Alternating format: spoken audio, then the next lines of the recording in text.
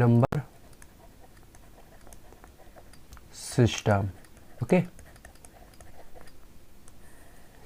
ये पार्ट 2 है number system class का। समझते हैं इसको। देखिए, इससे पहले हमने डेवलपमेंट ऑफ नंबर सिस्टम पढ़ा था, जिसमें real numbers, imaginary numbers, complex numbers, इन सबको समझ लिया था बेहतर तरीके से। और रियल नंबर के 2 टाइप्स थे, उसको भी समझ लिया। और आज की क्लास में हम समझेंगे पहली हेडिंग, कुछ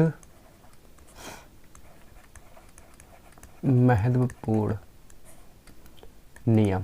ओके, कुछ महत्वपूर्ण नियम।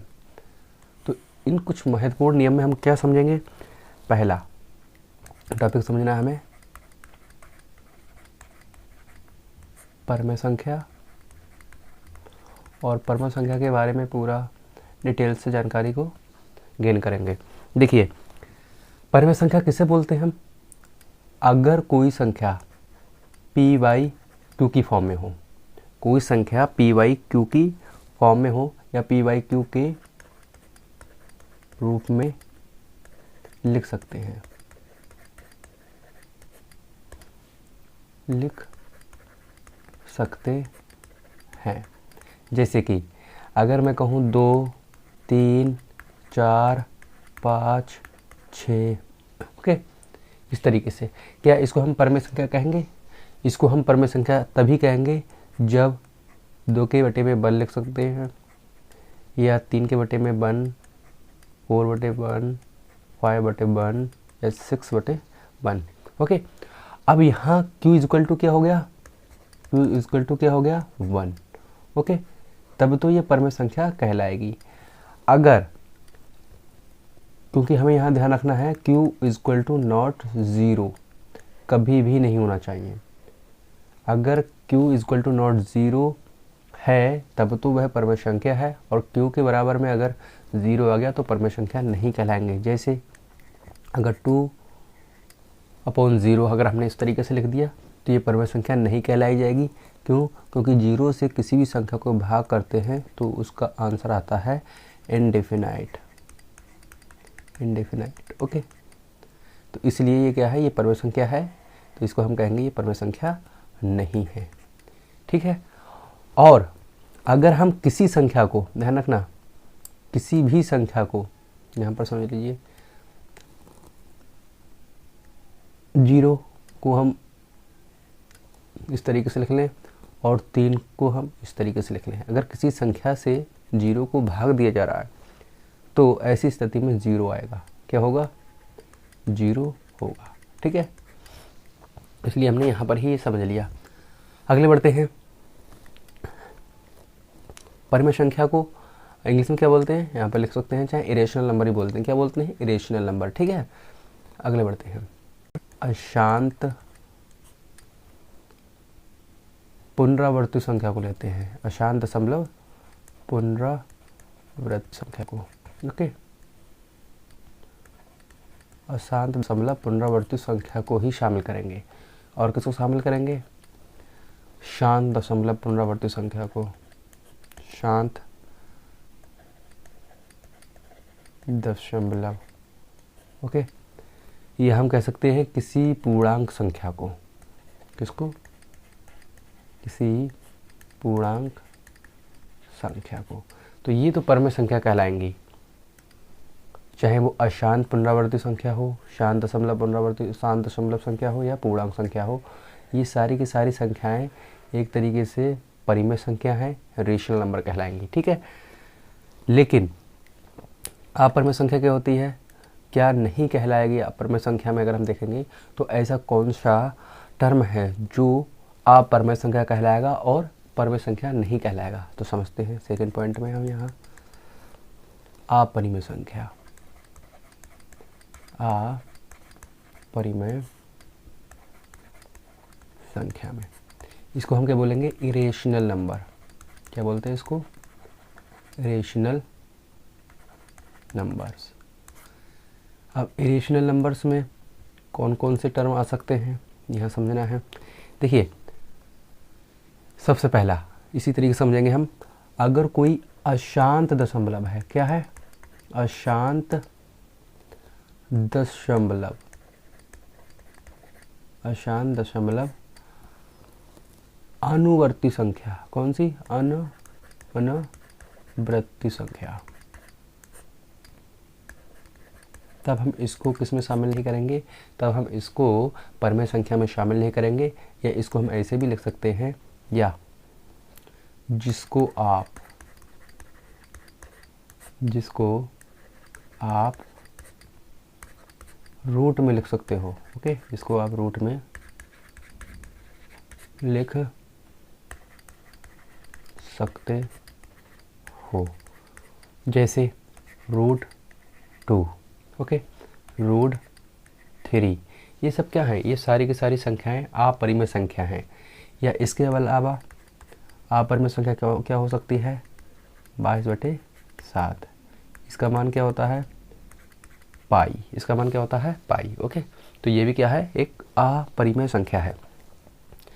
इसका मान क्या होता है? इसका √2 का, तो इस तरीके से समझ सकते हैं 1.414 ... इस तरीके से चलता रहेगा। ठीक है, अगर कोई रेशनल नंबर आती है, ठीक है, कोई रेशनल नंबर है प्लस कोई रेशनल नंबर है, तब तो ये रेशनल नंबर ही कहलाया जाएगा, क्योंकि अगर रेशनल नंबर को रेशनल नंबर के साथ जोड़ेंगे तब रेशनल नंबर ही मिलेगा। ओके, अगर किसी रेशनल नंबर को किसी दूसरे रेशनल नंबर से घटा दें तब भी हमें क्या मिलेगा? रेशनल नंबर मिलेगा, परमेय संख्या ही मिलेगी। और अगर किसी रेशनल नंबर की गुणा रेशनल नंबर के साथ कर देंगे तब भी हमें रेशनल नंबर ही मिलेगा। ओके, और किसी रेशनल नंबर की भाग रेशनल नंबर के साथ कर देंगे तब भी हमें रेशनल नंबर ही मिलेगा। जैसे कि कोई रेशनल नंबर ले लेते हैं, देखिए 6 एक रेशनल नंबर है। 6 क्या है? एक रेशनल नंबर है। इसको प्लस कर देते हैं सेकंड रेशनल नंबर के साथ, तो कितना आ जाएगा? 10। 10 भी एक रेशनल नंबर। इसी तरीके से 6 एक रेशनल नंबर है, इसको माइनस कर देते हैं किसके साथ? 4 के साथ, तो तब भी क्या आ जाएगा? रेशनल नंबर आ जाएगा। इसी तरीके से 6 × 4 ये भी एक रेशनल नंबर ही आएगा, 24।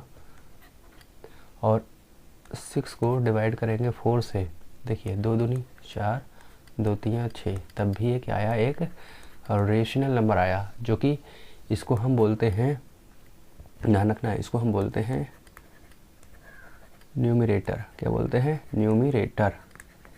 और इसको क्या बोलते हैं? डिनोमिनेटर। Okay, denominator. तो इस तरीके से हम PY/Q की फॉर्म में लिखते हैं। किसको? ऊपर क्या होता है? ऊपर की साइड में होता है न्यूमरेटर और नीचे की साइड में होता है डिनोमिनेटर। ओके, इस तरीके से हमने इसको देख लिया। अगले बढ़ते हैं। तो इस तरीके से हमने देख लिया कि नोमिनेटर क्या होता है और डिनोमिनेटर क्या होता है। ठीक है, परमेय संख्या में हम इसको कैसे देखते हैं। इसके बाद अगला नेक्स्ट रूल कैसे समझ सकते हैं हम? देखिए, ऐसे समझ सकते हैं कि अगर किसी रेशनल नंबर को किसी इरेशनल नंबर के साथ अगर हम जोड़ दें तब क्या आएगा? तब इरेशनल नंबर ही आएगा। ठीक है, पहला इस तरीके से समझ लिया। दूसरा, अगर किसी रेशनल नंबर को इरेशनल नंबर के साथ माइनस कर दें तब भी क्या आएगा? तब भी इरेशनल नंबर ही आएगा। सेकंड इस तरीके से समझ सकते हैं। तीसरा, अगर किसी रेशनल नंबर को इरेशनल नंबर के साथ मल्टीपल कर देंगे तब क्या आएगा? तब भी इरेशनल नंबर ही आएगा। ओके, इस तरीके से इरेशनल नंबर ही आएगा। और रेशनल नंबर को डिवाइड करते हैं किसी इरेशनल नंबर के साथ, ठीक है, तब क्या आएगा? तब भी इरेशनल नंबर ही आएगा। अब एग्जाम्पल के तौर पर इसको सबको समझ लेते हैं। देखिए किस तरीके से हमने कहा कि कोई रेशनल नंबर कब हो सकता है, इरेशनल नंबर कब हो सकता है। अगर हम यहाँ पर समझते हैं इसको, देखिए रेशनल नंबर कोई 3 ले लेते हैं। इरेशनल नंबर क्या हो सकता है? जैसे कि 2.1423 एक रेशनल नंबर हो गया। तो इसको जब हम जोड़ेंगे तो 5.142 3 इस तरीके से आएगा। और घटाएंगे तब भी इसी तरीके से मिलेंगे, गुणा करेंगे तब भी इसी तरीके से मिलेगा, और अगर हम इसको डिवाइड करेंगे तब भी इसी तरीके से हमें इरेशनल नंबर मिलेगा। अगले बढ़ते हैं। देखिए अगला रूल, अगर किसी इरेशनल नंबर को इरेशनल नंबर के साथ कनेक्ट करते हैं, जोड़ते हैं, सॉरी ऐड करते हैं, तो क्या आएगा, रेशनल नंबर और या इरेशनल नंबर आ सकता है। अगर किसी इरेशनल नंबर को इरेशनल नंबर के साथ माइनस करेंगे तो रेशनल नंबर भी आ सकता है और इरेशनल नंबर भी आ सकता है। ओके, अगर किसी इरेशनल नंबर को इरेशनल नंबर के साथ मल्टीपल करेंगे तब रेशनल नंबर भी आ सकता है और इरेशनल नंबर भी आ सकता है। देखिए रेशनल नंबर इरेशनल नंबर तो मिल ही जाएगा, लेकिन रेशनल नंबर कब मिलेगा, वो तभी मिलेगा जब ऐड करने पर या माइनस करने पर, मल्टीपल करने पर या डिवाइड करने पर 10 की मतलब वैल्यू उसकी 10 से ज़्यादा हो जाएगी, तब क्या हो जाएगा, एक रेशनल नंबर में वो कन्वर्ट हो जाएगा। ठीक है, जैसे कि हम 5.9 लिखते हैं और एक डिजिट और बढ़ाने से पॉइंट के बाद वो क्या हो जाता है, 6 हो जाता है, 6 एक रेशनल नंबर हो जाएगा। इस तरीके से हम इसको देख सकते हैं। और अगर इस तरीके से हम देखें, रेशनल नंबर को डिवाइड करेंगे किसके साथ, इरेशनल नंबर के साथ, तो क्या आ जाएगा, तब भी रेशनल या इरेशनल नंबर मिल जाएगा। ठीक है, तो ये भी आसान है, आप करके देख सकते हैं। ठीक है, अगले बढ़ते हैं। देखिए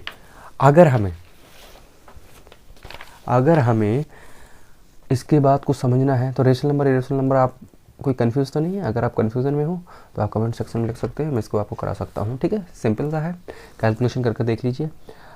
नेक्स्ट पेज पर आते हैं।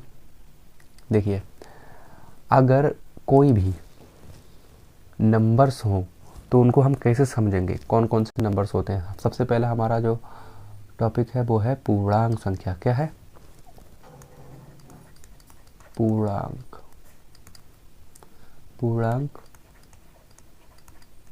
संख्या। पूर्णांक संख्या क्या होती है? पूर्णांक संख्या को हमने पॉजिटिव इंटीजर या नेगेटिव इंटीजर के रूप में भी देखा था। इसे बोलते हैं integer number. Positive integer, negative integer क्या होते हैं, और पॉजिटिव इंटीजर को किस तरीके से ऐड करते हैं, नेगेटिव इंटीजर को कैसे ऐड करते हैं, इससे पहली क्लास में हम देख चुके हैं। लेकिन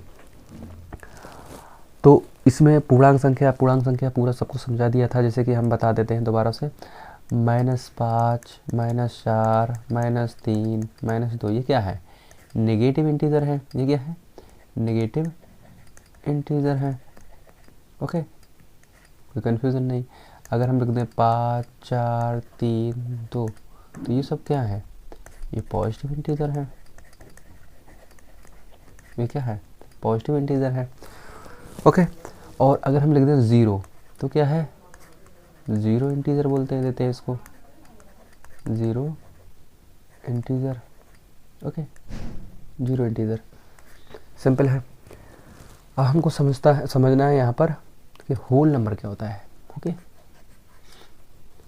पूर्ण संख्या क्या होती है,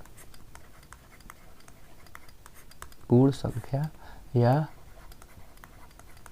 होल नंबर। ओके, पूर्ण संख्या या होल नंबर क्या होता है। देखिए होल नंबर्स जो होते हैं वो कहाँ से स्टार्ट होते हैं, 0 से। आप इस तरीके से लिखते हैं 0, 1, 2, 3, 4, 5, 6, 7 ... ओके, इस तरीके से ये क्या मिलेंगे हमको, होल नंबर्स। अगले बढ़ते हैं। अब समझते हैं नेचुरल नंबर को। अगला नेचुरल नंबर क्या समझेंगे, नेचुरल नंबर्स, इसको क्या बोलेंगे, प्राकृतिक संख्याएं। प्राकृतिक संख्याएं वे सारी संख्याएं जिससे हम गिनती कर सकते हों, वे सारी संख्याएं जिससे हम क्या कर सकते हैं, गिनती कर सकते हैं, वो क्या है, नेचुरल नंबर्स हैं। जैसे कि 1, 2, 3, 4, 5, 6, 7, ये चलती रहेंगी हमारे इन्फिनिट तक। ठीक है, पॉजिटिव इन्फिनिट तक। ध्यान रखना, होल नंबर में 0 के साथ नेचुरल नंबर है। होल नंबर क्या है, यहाँ पर आप ऐसे लिख सकते हैं, या 0 plus natural numbers. 0 plus natural numbers, ये सब क्या है, इसको बोलते हैं होल नंबर्स। ओके, और नेचुरल नंबर क्या होती हैं, जिससे हम गिनती कर सकते हैं 1 2 3 4 5 6 7, ये सारे के सारे नेचुरल नंबर्स हैं। अब यहाँ समझते हैं नेचुरल नंबर्स को हम 2 टाइप में डिवाइड कर सकते हैं। किस टाइप में, 2 टाइप्स में। पहला, इसको हम प्राइम नंबर्स की फॉर्म में देख सकते हैं सॉरी, इसको हम प्राइम या अभाज्य नंबर, ओके। और दूसरे को हम कंपोजिट, और ये सब चीज़ें हम पढ़ चुके हैं, ठीक है। कंपोजिट या भाज्य, यहाँ पर इस तरीके से भी इसको कैटेगराइज कर सकते हैं, प्राइम एंड अभाज्य। प्राइम या अभाज्य के कुछ रूल होते हैं, उस रूल को समझ लेते हैं। देखिए यहाँ पर क्या रूल्स हो सकते हैं। अभाज्य संख्याएं जो होती हैं उसके केवल क्या होगा, केवल 2 ही गुणनखंड हो सकते हैं, केवल 2 ही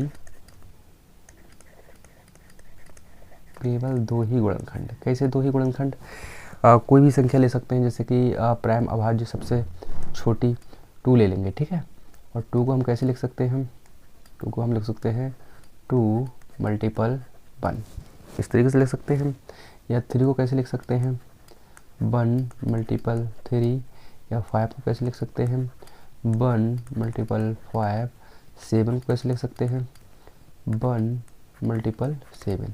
तो देखिए यहाँ पर देखिए 2 के कितने गुणनखंड है, केवल और केवल 2 ही हैं। इसी तरीके से 3 के भी 2 ही गुणनखंड है, ओके। और 5 के भी 2 ही गुणनखंड। तो कोई भी अभाज्य संख्या होगी तो उसके सिर्फ और सिर्फ 2 ही गुणनखंड हो सकते हैं, तीसरा नहीं होगा, ठीक है। इस तरीके से हमने देखा। और ये 2 3 5 7 ये किसी की टेबल में नहीं आएगा, सिर्फ अपनी ही टेबल में आएगा या 1 की टेबल में आएगा। इसका मतलब क्या हो गया, या तो 1 की टेबल में होगा या फिर खुद की टेबल में होगा। इसे बोलते हैं प्राइम नंबर्स, ओके, भाज्य। अगले समझ लेते हैं, थोड़ा सा नोट लिख लेते हैं किसके बारे में, 1 के बारे में, क्योंकि स्टार्टिंग हमने 2 से की है। तो फिर 1 कहाँ है, एक अपनी ही टेबल में आएगा, ओके। देखिए नोट क्या है, 1 ना तो भाज्य संख्या है, 1 ना तो भाज्य संख्या है और ना ही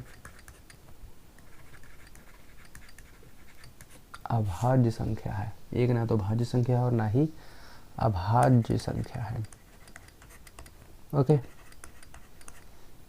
इस तरीके से हम नोट कर सकते हैं। 1 क्या है, 1 ना तो भाज्य संख्या है और ना ही अभाज्य संख्या है, कोई भाज्य संख्या ना ही अभाज्य संख्या, ठीक है। अगले देखते हैं 2 केवल एकमात्र, 2 केवल क्या है, एकमात्र सम अभाज्य संख्या है। कई संख्या है, सम अभाज्य संख्या। 2 केवल क्या है, एकमात्र सम अभाज्य संख्या। ध्यान रखना, सम भी है और अभाज्य भी है, इसके अलावा कोई दूसरी ऐसी संख्या निकल कर नहीं आएगी 2 के अलावा जो सम भी हो और अभाज्य भी हो, ठीक है। इस तरीके से हम कह सकते हैं। अगला पॉइंट क्या हो सकता है, देखिए इसका एक समुच्चक है, अभाज्य संख्या का एक समुच्चय भी होता है, n+2, यहाँ हम n लिख देते हैं, n+2 और n+4, ये क्या है, एक समुच्चय होता है। n+2 n+4 क्या होता है, एक ही समुच्चय, एक ही क्या होता है, समुच्चय, ओके, एक ही समुच्चय है। इस तरीके से हम समझ सकते हैं। देखिए यहाँ पर देखिए n+2 n+4 एक ही समुच्चय है। n की यहाँ पर वैल्यू जैसे जैसे पुट करेंगे तो हमें क्या मिलती रहेंगी, अभाज्य संख्याएं मिलती रहेंगी। अगले बढ़ते हैं। देखिए, अगर हम गिनती गिने तो 1 से लेकर 50 तक, 1 से लेकर 50 तक कितनी अभाज्य संख्याएं मिलेंगी हमको? 15 अभाज्य, यानी कि 15 प्राइम नंबर्स मिल जाएंगे। ठीक है। और 1 से लेकर या कहें 51 से लेकर 100 तक, कहाँ तक? 100 तक कितनी अभाज्य संख्याएं मिल जाएंगी हमें? 10 अभाज्य मिल जाएंगी। ठीक है, याद कर सकते हैं, याद करने वाली चीज़ें हैं, बेसिक जानकारी है अभाज्य संख्या के बारे में। और 100 तक हो गई, उसके बाद क्या आएगा? 101 से लेकर कहाँ तक होगा? 200 तक कितनी अभाज्य हो सकती हैं? 21 अभाज्य संख्या है। कितनी संख्या है? 21 अभाज्य संख्या है। ओके, इस तरीके से हम देख सकते हैं अभाज्य संख्या के बारे में। रूल नंबर 4 ये कहता है, देखिए इसको समझिए थोड़ा सा। अगर एक अंक की या एक अंक की अभाज्य संख्या क्या हो सकती है? 2 हो सकती है, 3 हो सकती है, 5 हो सकती है, 7 हो सकती है ना? तो एक तो ना तो भाज्य है ना ही अभाज्य, 2, 3, 5, 7 हो सकती है अभाज्य। 9 भाज्य संख्या है। ओके, इसी तरीके से हम ऐसे कह सकते हैं 2 अंक की क्या? अभाज्य संख्या क्या हो सकती है? ध्यान रखना। उसके बाद 11 हो सकती है, 13 हो सकती है, 15 नहीं हो सकती, 16 नहीं हो सकती, 17 हो सकती है, 19 हो सकती है। इस तरीके से चलते रहेंगे। ठीक है। अब हम यहाँ कहें 3 अंक की अभाज्य संख्या किस तरीके की हो सकती है?